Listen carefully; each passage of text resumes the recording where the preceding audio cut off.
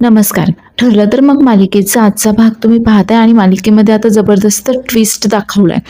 राकेश आता सायलीवर हल्ला करायला आलाय, पण आता सायली आणि अर्जुनच्या हातून मात्र तो निसटून गेलाय. तर इकडे प्रियाने आता घरी येऊन ती प्रेग्नंट असल्याचा बॉम्ब सगळ्यांसमोर फोडलाय. त्यामुळे आता सुभेदारांसमोर एक नवीन पेच उभा राहिलाय. चला तर मग आजच्या भागाला सुरुवात करूयात. तर आता लाईट्स गेल्यामुळे सायली आता घरामध्ये मेणबत्ती लावत असते. तेवढ्यातच तिला खोलीमध्ये कोणीतरी आल्याची चाहूल होते. आता तिला वाटतं की अर्जुनच आलाय. त्यामुळे ती आता विचारते, हे काय, एव्हाना आलात तुम्ही बोलून? पण आता समोरून काहीही रिप्लाय येत नाही. त्यामुळे ती आता समोर पाहते तर एक ब्लॅक कपडे घातलेला माणूस हातामध्ये सुरा घेऊन असतो. आता खरं तर हा राकेश असतो आणि त्याला समोर पाहिल्यानंतर सायली जाम घाबरून जाते. तर राकेश मात्र लगेच तिच्या दिशेने येतो आणि तिच्यावर हल्ला करणार असतो.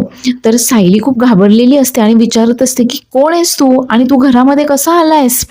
आता राकेश सायलीला चाकू मारणार तेवढ्यातच आता अर्जुन तिथे येतो आणि राकेशचा हात पकडतो. आता एवढ्या वेळामध्ये लाईट्स पण आलेले असतात घरामध्ये. आता अर्जुन आणि राकेशची मारामारी सुरू होते इथे. आता राकेशच्या हातातला तो सुरा खाली पडतो आणि अर्जुन आता राकेशला मारत असतो. तर सायली देखील आता तिथे येऊन त्याच्या तोंडावरील मास्क बाजूला करून त्याचा चेहरा पाहण्याचा प्रयत्न करत असते. पण राकेश मात्र त्या दोघांनाही ढकलवून देतो आणि तिथून पळून जाण्याचा प्रयत्न करतो. पण अर्जुन मात्र त्याला पकडतो आणि परत एकदा आता त्या दोघांची मारामारी सुरू होते. आता सायली देखील परत आता त्याचा मास्क वगैरे बाजूला करून चेहरा पाहण्याचा प्रयत्न करत असते. पण राकेश दोघांनाही ढकलून देतो. तो सुरा उचलतो आणि तिथून पळ काढतो. आता त्याने तिथनं पळ काढल्यानंतर अर्जुन आता सायलीला खाली बेडवर बसवतो आणि तिला विचारतो, तू ठीक आहेस ना? त्याने तुला काही केलं तर नाही ना? त्यावर सायली सांगते की नाही, मी ठीक आहे. आणि अर्जुन बोलतो की मी आलोच. आणि तो आता त्या राकेशचा पाठलाग करत असतो. आता तोपर्यंत राकेश आता खाली येऊन घराच्या बाहेर देखील पळून गेलेला असतो. तर अर्जुन मात्र आता जिन्याने खाली उतरत असतो आणि थांब थांब ओरडत असतो. आता एवढा सगळा आरडाओरडा ऐकल्यानंतर कल्पना देखील आता तिच्या खोलीतनं बाहेर येते आणि अर्जुनला विचारते, अर्जुन अरे काय झालं, एवढा कसला आरडाओरडा आहे?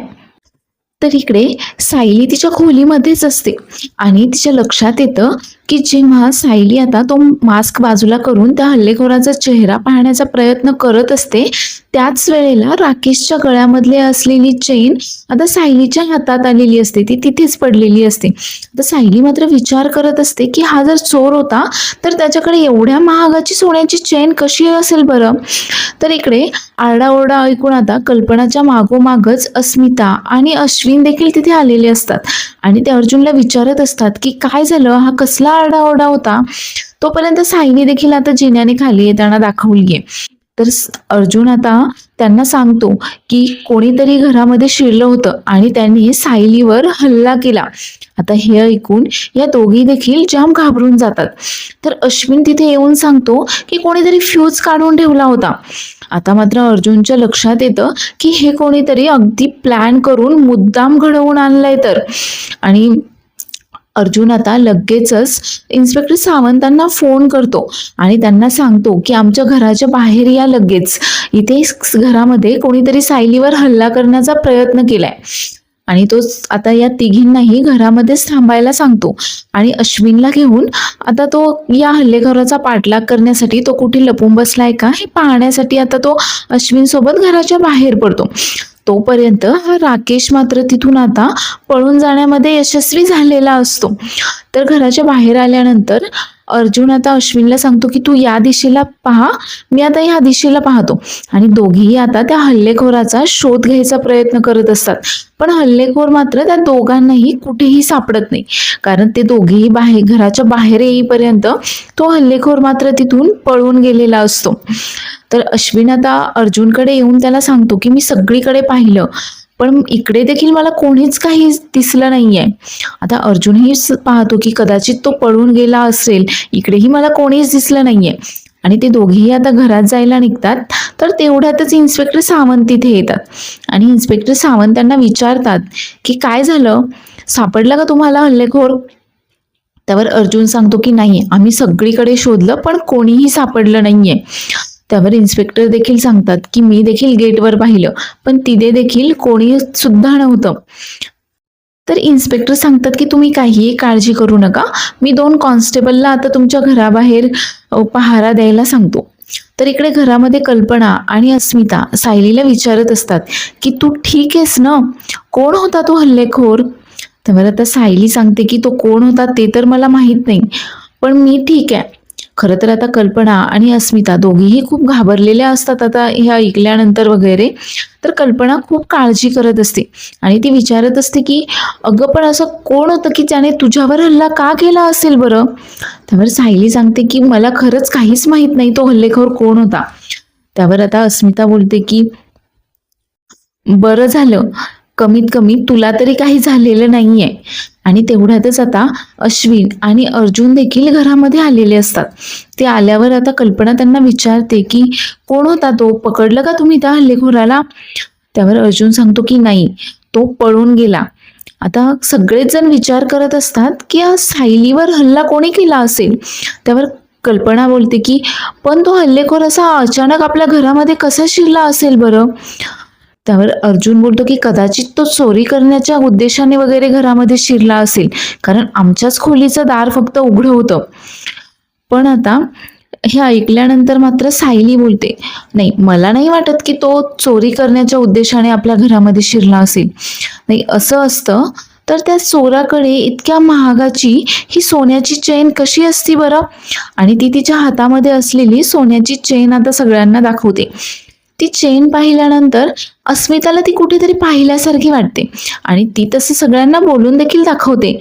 ती बोलते की मला असं वाटतं की मी ही चेन कुठेतरी पाहिलेली आहे. त्यावर आता कल्पना तिला बोलते, अस्मिता अगं सोन्याच्या सगळ्या चेन सारख्याच तर असतात.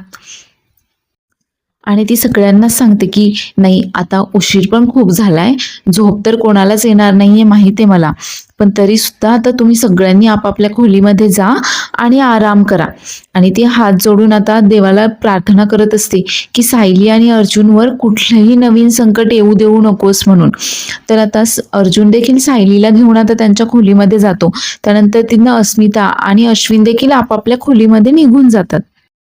तर पुढील सीन दाखवलाय आता किल्लेदारांच्या घरचा, ज्यामध्ये आता हा राकेश जो असतो त्यासोबत सुमन बोलत असते. सुमन त्याला विचारते की राकेश, अरे तुला नक्की काय झालंय? तू आला तेव्हाच तर असा चिडलेला नव्हतास, मग असं अचानक चिडायला तुला काय झालंय? त्यावर राकेश आता थोडासा चिडूनच सुमनला बोलतो, अगं काय झालंय म्हणजे हे मी तुला विचारायला हवंय आई.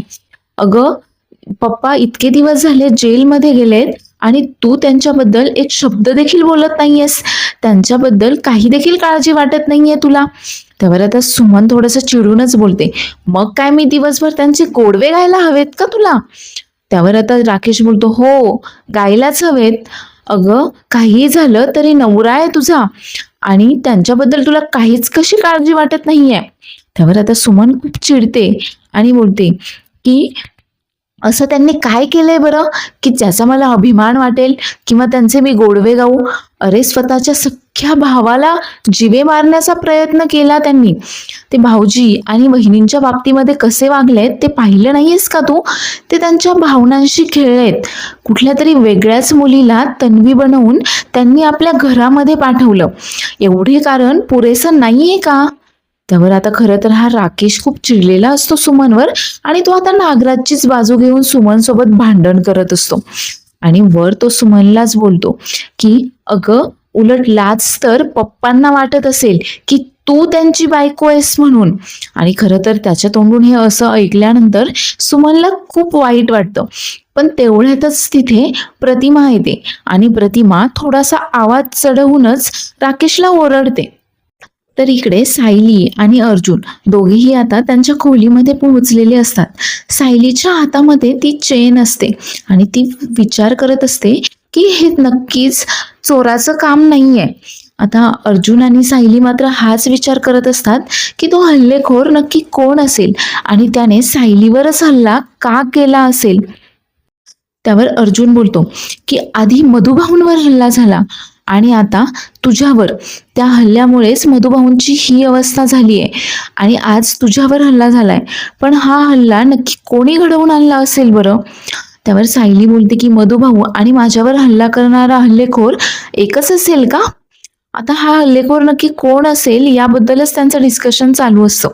त्यावर अर्जुन बोलतो की नक्कीच तुमच्या दोघांचा हल्लेखोर जर एकच असेल तर यामध्ये नक्कीच त्याचा काहीतरी फायदा किंवा स्वार्थ असणार आहे. पण मग तुमच्यावर हल्ला करून नक्की कोणाचा फायदा असणार आहे बरं? आणि आता खरं तर त्या दोघांनाही 4 माणसांवरच संशय असतो. एक तर प्रिया, साक्षी, महिपत आणि नागराज या चौघांपैकीच कोणीतरी एक हल्लेखोर आहे आणि त्यानेच सायली आणि मधुभाऊ दोघांवरही हल्ला घडवून आणलाय असा विचार किंवा असा तर्क ते आता दोघेही लावत असतात.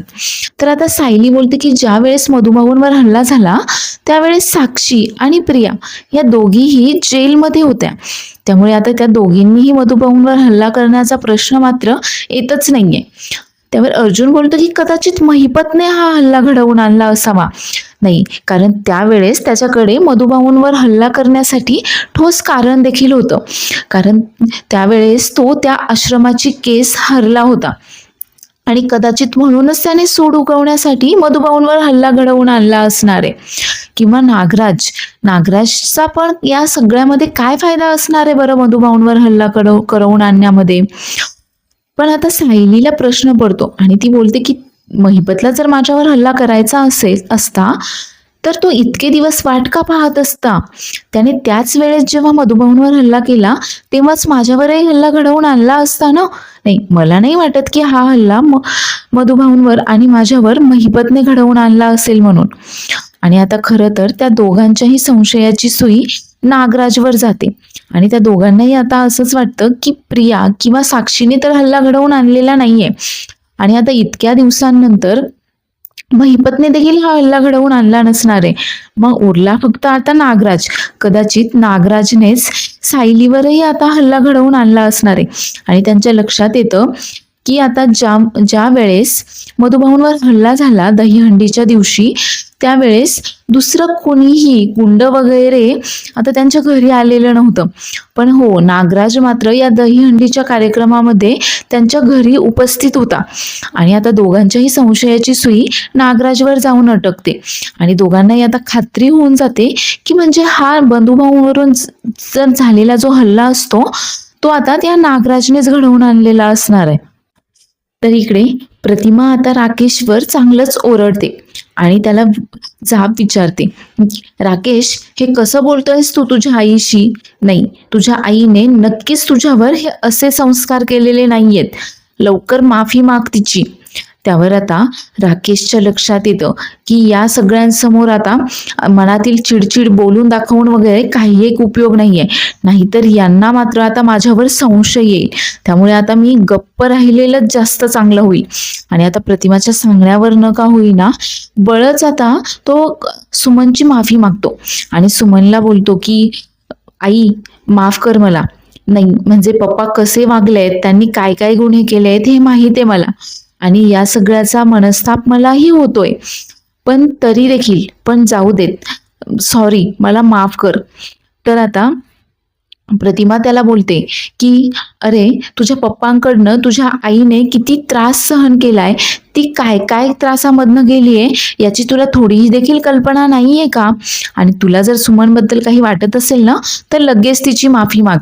आता प्रतिमा समोर नाटक म्हणून का होईना हा आता सुमनची माफी मागतो. तर दुसऱ्या दिवशी सकाळी आता अर्जुन नागराजला भेटायला जेलमध्ये आलेला असतो. तर सायली विचार करते की हे नागराजला भेटायला गेलेत तोपर्यंत मी प्रियाला भेटून येते आणि ती आता पर्स वगैरे घेऊन खाली जाण्यासाठी निघालेलीच असते. तेवढ्यातच कल्पना आता खूप घाबरून असं जोरजोरानेच सायली, अस्मिता आणि अश्विन या तिघांनाही आवाज देत असते हॉलमधनं आणि हे तिघही आता तिचा आवाज ऐकल्यावर लगेचच तिच्याकडे धावत पळत येतात. तर आता खूप चिडलेली असते कल्पना आणि समोर पाहतात हे सगळे तर काय, समोर प्रिया उभी असते, तिच्यासोबत एक कॉन्स्टेबल आणि तिची वकील देखील असते. आता तिला समोर पाहिल्यानंतर हे सगळेच जण खरं तर चिडलेलेही असतात आणि आश्चर्यचकित देखील झालेले असतात की प्रिया आता परत जेलमधनं सुटून या घरी परत का आली आहे, आता हेच त्यांना कळत नसतं. तर सायली मात्र विचार करत असते की मला प्रियाला भेटायला जायचं होतं, म्हणून कदाचित यांनीच तर परमिशन घेऊन प्रियाला इथे पाठवलं नाहीये ना.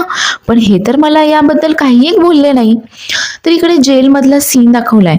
हा अर्जुन आता नागराजला भेटायला जेलमध्ये आलेला असतो आणि त्याला बोलतो की तुला ना, जरी जेल झालेली असली, शिक्षा झालेली असली, तरी एका गुन्ह्याची शिक्षा मात्र तुला झालेली नाहीये आणि त्या गुन्ह्याची शिक्षा तुला कधीही होणार नाहीये. त्यावर आता नागराज विचारतो, कसला गुन्हा? अरे तू न केलेल्या गुन्ह्यांची शिक्षा दिली आहेस मला आणि ह्या इथे डांबून ठेवलंय, आणि कसल्या गुन्ह्यांबद्दल, कुठल्या शिक्षेबद्दल बोलतोयस रे तू आता? त्यावर आता अर्जुन त्याला बोलतो की मधुभाऊंवर हल्ला तूच केला होतास ना, आणि आता सायलीवर देखील हल्ला तूच घडवून आणलायस. नाही, दहीहंडीच्या दिवशी तूच मधुभाऊंच्या पाठीमध्ये सुरा खुपसला होतास आणि त्यामुळे त्यांची ही अवस्था झालीये. आणि आता सायलीवर देखील रात्री तूच हल्ला घडवून आणलास ना. का करतोयस तू हे सगळं काही? त्यावर आता नागराजाचा काहीच माहीत नसल्याचं आव आणत त्याला बोलतो की अरे मधुभाऊंवर मी काय हल्ला घडवून आणेल रे? आणि मधुभाऊंना मारून त्यामध्ये माझा काय स्वार्थ आहे? माझा काय फायदा आहे त्यामध्ये? आणि राहिली गोष्ट सायलीची, तर सायलीशी माझी काय दुश्मनी? तिला मारून मला काय फायदा होणार आहे? आणि तसंही मी काय एवढा मोठा गुंड नाहीये की ते जेलमध्ये बसून बाहेर कोणाला मारायच्या सुपाऱ्या देऊ शकेल म्हणून. तर इकडे प्रिया लगेच आता कल्पनाला पाहिल्यावर आई आई करत तिच्या जवळ येते. ती घरामध्ये एंट्री करणार तोच आता कल्पना खूप जोरात तिला ओरडते की थांब, तिथेच थांब, अजिबातही घरामध्ये येऊ नकोस. आणि कल्पना तिला विचारते की तुला जेलमधनं सोडलंच कसं आणि तुझी हिंमतच कशी झाली परत या घरात येण्याची? त्यावर आता प्रिया सांगते की नाही, मला घरामध्ये येण्याची परमिशन भेटलेली नाहीये किंवा मला जेलमधनं सुटका देखील झालेली नाहीये. मी फक्त जजकडनं 5 मिनिटासाठी तुमच्याशी बोलायला, तुम्हाला भेटायला इथे आलीये. मी परमिशन देखील घेऊन आलीये त्यांची. त्यावर आता कल्पना तिला बोलते की पण आम्हाला तुझ्याशी काही एक बोलायचं नाहीये, चालती हो तू इथनं. पण प्रिया मात्र एकदम हात वगैरे जोडून बोलते की नाही, मला काय बोलायचंय ना ते एकदा ऐकून घ्या, मला खूप महत्वाची बातमी सांगायची आहे तुम्हाला. त्यावर अश्विन आता तिथे येतो आणि खूप चिडतो तिच्यावर आणि बोलतो की आम्हाला तुझं काही एक ऐकून घ्यायचं नाहीये, चालती हो तू पटकन इथनं. पण आता त्या वकील आता सगळ्यांना सांगतात की हे पहा, त्या कोर्टाची परमिशन घेऊन आल्या आहेत, त्यामुळे त्यांना जे काही सांगायचंय ते सांगितल्याशिवाय त्या इथून जाऊ शकत नाही. त्यांना जे काही सांगायचंय ना तुम्हाला ऐकून घ्यावं लागेल. तर कल्पना मात्र खूप चिडलेली असते आता प्रियावर आणि तिला बोलते की आम्हाला तुझ्याकडनं काही एक ऐकून घ्यायचं नाहीये, तू लवकरात लवकर इथून निघ. त्यावर प्रिया अगदी हात जोडत तिला बोलते, आई अगं एकदा तरी शांततेत ऐकून घे ना, मला नक्की तुला काय सांगायचंय ते. आता सायली खूप चिडते आणि सायली अश्विनला बोलते की अश्विन भाऊजी, हिला लवकरात लवकर इथून जायला सांगा, हिच्यामुळे मला घरामध्ये काही एक तमाशा नकोय. खरं तर आता अश्विन विचार करत असतो की आता प्रिया इथे बोलायला आली आहे, कदाचित आता ही मम्माला आणि सगळ्यांना तिच्या प्रेग्नन्सी बद्दल सांगून देईल, हिला लवकरात लवकर इथनं काढून दिलं पाहिजे. आता तो हाच विचार करत असतो आणि तो पटकन आता कोणाला तरी कॉल करतो. कदाचित तो अर्जुनलाच कॉल करत असावा. तर अर्जुन आता इकडे नागराजशी बोलत असतो. तर नागराज त्याला सांगतो की काय काय कळालंय रे तुला? त्यावर आता अर्जुन थोडासा गप्प होतो आणि तो विचार करतो की नाही, कदाचित सायलीच खरी तन्वी आहे हे मला समजलंय, हे अजून नागराजला माहीत नाहीये आणि हे याला समजता कामा देखील नाही. त्यामुळे अर्जुन मात्र आता शांत राहून घेतो. तर हा नागराज मात्र अर्जुनला चिडवून देतो आणि बोलतो की काय पुरावा आहे रे तुझ्याकडे? नाही, तुझ्याकडे जर काही पुरावा असता ना की मधुभाऊंवर मीच हल्ला केलाय म्हणून, तर तू हे असा आरडाओरडा करत इथे माझ्या समोर उभा नसतास. तुझ्या चेहऱ्याकडे पाहूनच कळतंय की तुझ्याकडे काही एक पुरावा नाहीये म्हणून. आणि पुरावा जरी असला ना तरी काय करणार आहेस रे तू? त्या गुन्ह्याची शिक्षा मला कधीही होणार नाहीये. नाही, आधीच जन्मठेप झालेल्या कैद्याला डबल जन्मठेप वगैरे होते असं मी तरी काही ऐकलं नाहीये. तर इकडे घरी अश्विन आता प्रियाला हाताला धरून घराच्या बाहेर जायला सांगत असतो. तेवढ्यातच आता वकील त्यांना सांगते की त्यांना जे काही बोलायचे ते बोलल्याशिवाय तुम्ही त्यांना इथून असं काढून देऊ शकत नाही आहात. तर प्रिया मात्र आता लगेचच याच गोष्टीचा गैरफायदा घेत बोलते की मी इथे माझ्याबद्दल बोलायला आलेली नाहीच आहे, माझ्या पोटात वाढणाऱ्या सुभेदारांच्या नातवाबद्दल, त्यांच्या बाळाबद्दल सांगायला मी इथे आली आहे. आता हे ऐकल्यानंतर अस्मिता, कल्पना आणि सायली खूप जास्त आश्चर्यचकित होतात. तर अश्विन देखील आता खूप जास्त टेन्शनमध्ये येतो. त्याला ज्या गोष्टीची भीती असते तीच गोष्ट आता झालेली असते. आता सायली देखील हे ऐकल्यानंतर जाम आश्चर्यचकित झालेली असते. तर अश्विन मात्र जाम टेन्शनमध्ये आलाय. तर प्रिया पुढे बोलते, मी खरं सांगतेय आई, अगं तू आजी होणार आहेस आता आणि हीच गोड बातमी द्यायला मी इथे आलीये. त्यावर आता कल्पना खूप टेन्शनमध्ये येऊनच बोलते, नाही, अजिबात नाही, हे शक्यच नाहीये, हे कसं शक्य आहे बरं? त्यावर प्रिया बोलते की मी खरं सांगतेय अगं, माझ्या पोटामध्ये अश्विनचं बाळ वाढतंय आणि मी खरंच सांगते. अगदी हात वगैरे जोडून आता ही प्रिया सगळ्यांना पटवून देण्याचा प्रयत्न करत असते की ती खरंच प्रेग्नंट आहे, तिच्या पोटामध्ये अश्विनचं बाळ वाढतंय म्हणून. आणि ती पुढे बोलते की अर्जुन आणि अश्विन दोघांनाही ही गोष्ट आधीच माहीत होती. आता हे ऐकल्यानंतर अश्विनचा मात्र अगदी म्हणजे तो खूप चिडून गेलेला असतो इथे खरंच खूप. तर पुढील भागामध्ये आपण पाहणार आहोत की आता अर्जुन घरी आल्यानंतर पाहतो की प्रिया घरी आली आहे आणि अर्जुन बोलतो की ही ही इथे काय करतीये? तर प्रिया मात्र लगेच त्याच्याकडे बोट करत सायलीला बोलते की विचार ना त्याला ही गोष्ट आधीच माहीत होती, त्याने का तुझ्यापासून ही गोष्ट लपवून ठेवली? तर अश्विन मात्र नजरेनेच अर्जुनला खुणावतो की हिने घरी सगळं काही सांगितलंय. तर सायली मात्र खूप चिडते आणि बोलते की तुझ्या सांगण्यावरनं ना मला कोणालाही काहीही विचारायचं नाहीये आणि तू काय समजतेस की या बाळाच्या निमित्तानं तू परत या घरामध्ये शिरशील का? तू जे काही स्वप्न पाहतेस ना या बाळाच्या निमित्तानं ते एक देखील पूर्ण होणार नाहीये. तू अशी बाहेर जाणार नाहीयेस, तुला हाताला धरूनच बाहेर काढायला हवंय. आणि अर्जुन आणि सायली दोघंही आता तिला हाताला धरूनच घराच्या बाहेर काढतात. आणि हा एपिसोड इथेच संपतो. तर आजचा एपिसोड आवडला असल्यास चॅनलला लाईक, शेअर आणि सबस्क्राईब करायला विसरू नका. धन्यवाद.